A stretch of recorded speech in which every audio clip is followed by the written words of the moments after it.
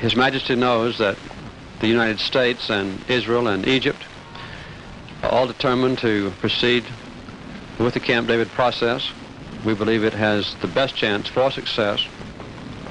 His Majesty has expressed on many occasions his concern about the limitations of the Camp David process, and we've not tried to change each other's minds about the approach or the technique or the procedure to be used. But we do agree completely with the ultimate goals. That is, the solution of the Palestinian question in all its aspects, the right of the Palestinians to have a voice in the determination of their own future, the security for Israel, and a comprehensive and just peace for the region. We've had the chance and opportunity to bring to you and our friends in the United States our feelings that a just and comprehensive peace must come in the area. We will do all we can towards that end, that it can only come as a result of a solution to the Palestinian problem which would give the people of Palestine the legitimate rights on their soil, rights of self-determination, rights to express themselves and forge their future, with our confidence that their desire and yearning is for peace, a life of dignity and peace and security. Oh, I didn't realize that we were being invaded. I think they were brand.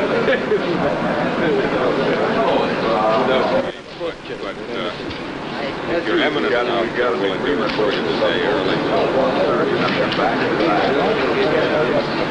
When my fever goes off, you'll feel so good. Sitting there in your chair, that's relaxing.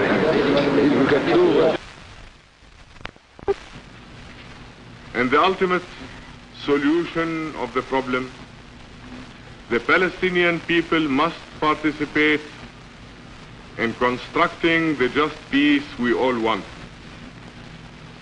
Their great energies and vigor must find a constructive national expression and not be suppressed to the point of violent explosion. The key issue that must be addressed here is the right of self-determination. This right is endorsed and accepted by this country and by our fundamental international philosophy in this age, but is strangled by reservations when it comes to the Palestinian people.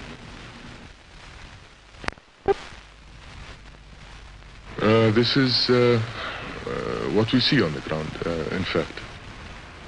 Not Camp David as such, but the removal of Egypt from the scene, and this has happened, I suppose.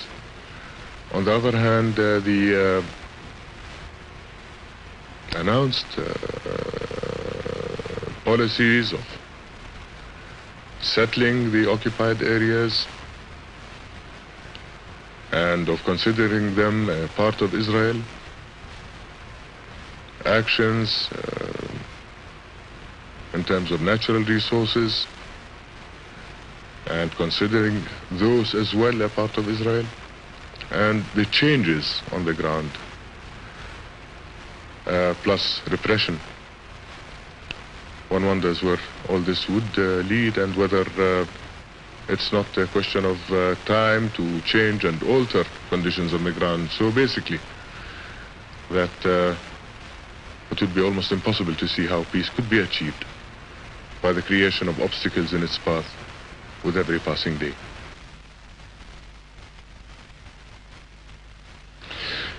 If the foundations, the framework, the basis for peace is recognized, I believe then it would be possible, it would be a part of it to recognize the rights of Palestinians, legitimate rights on Palestinian soil, And in return, I'm sure that Israel's security would be assured and guaranteed. But let me pose a question in this respect. We have another situation, another part of the world, one in Afghanistan in particular, and that of a foreign military intervention and an invasion of a country, and the resistance to that invasion.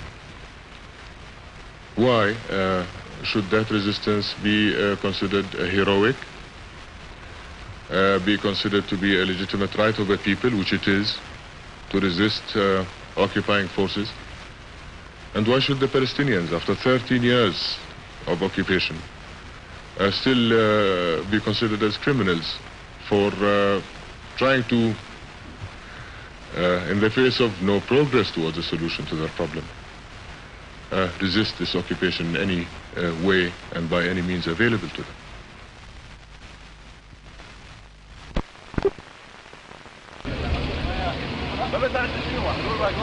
هذا البلد آمنا مطمئنا قسطا وسائر بلاد المسلمين عباد الله.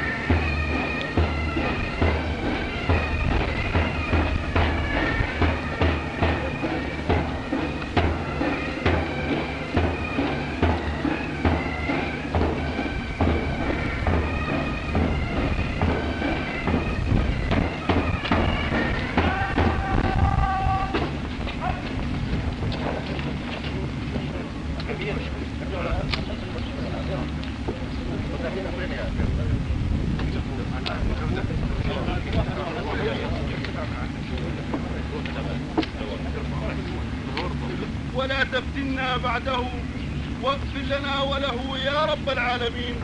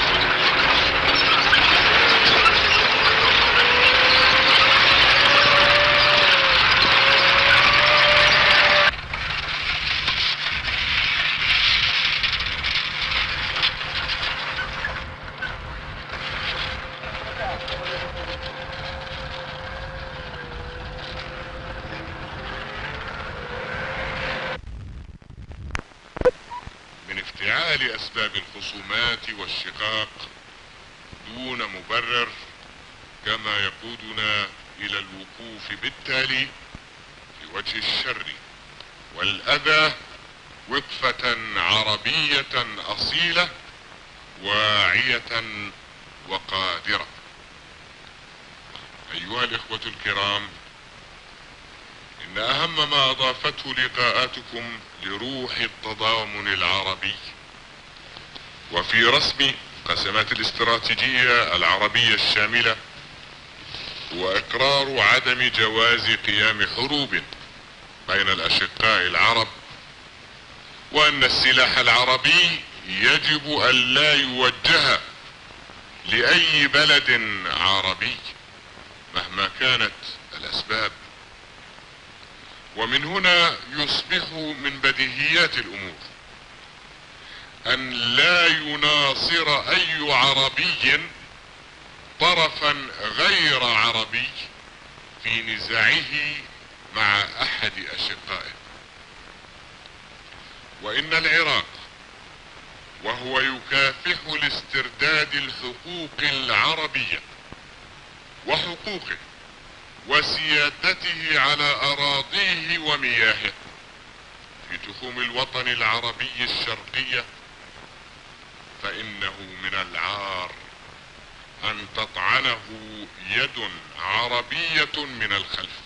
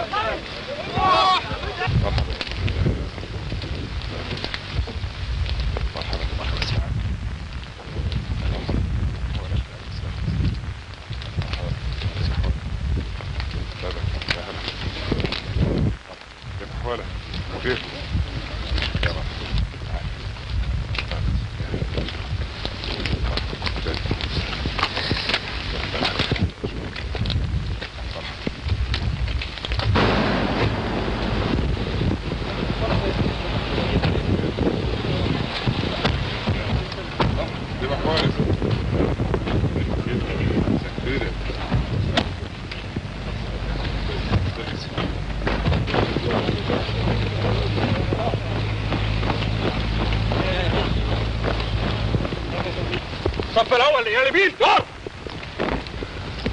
ضباط ماشي يسار الضباط ما اعتدوا السرد.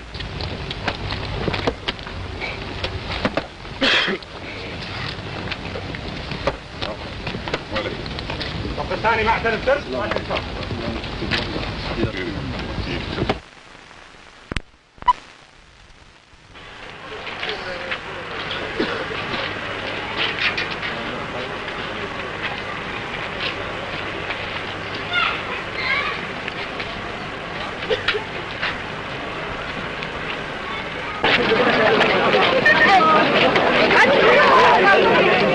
ايه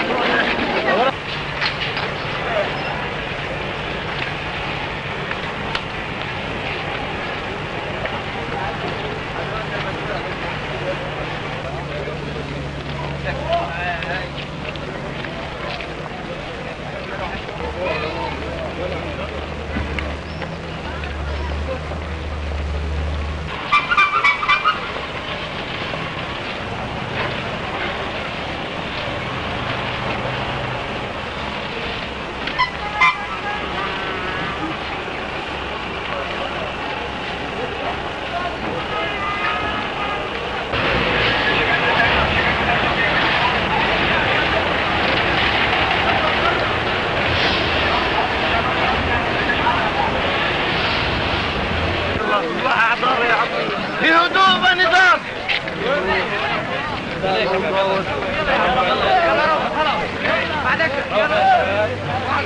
روح يا ولد.